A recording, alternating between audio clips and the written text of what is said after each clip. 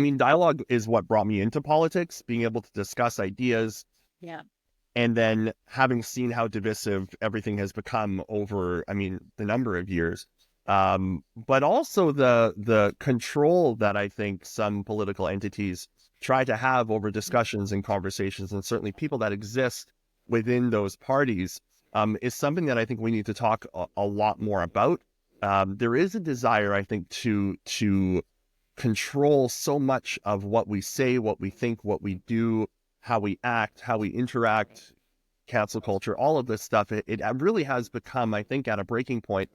And I think, generally speaking, public perceptions of politics and elected officials in general is declining at such a rate because there's this attempt to constrain how we discuss and talk about things. Yeah.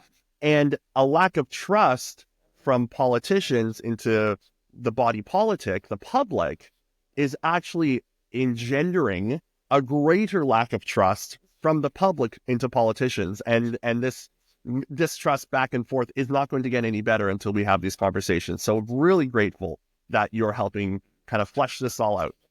Yeah, well, I don't know how I stumbled onto this, but I felt the same way. I'm like, what is going on in this country that we can't talk to each other? And I find, like, coming from a legal profession and also a yoga profession, I guess, so a bit of a strange background.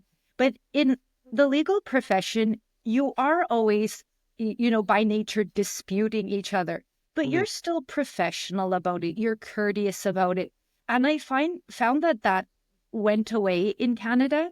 And I had an opportunity to travel around the whole world. And I saw people engaged in discussions. And here it's more like you can't say anything. You can't do anything. You just like abide. So it was just a strange feeling. And I thought, let's just try to have conversations. Mhm. So I'm happy to be doing it.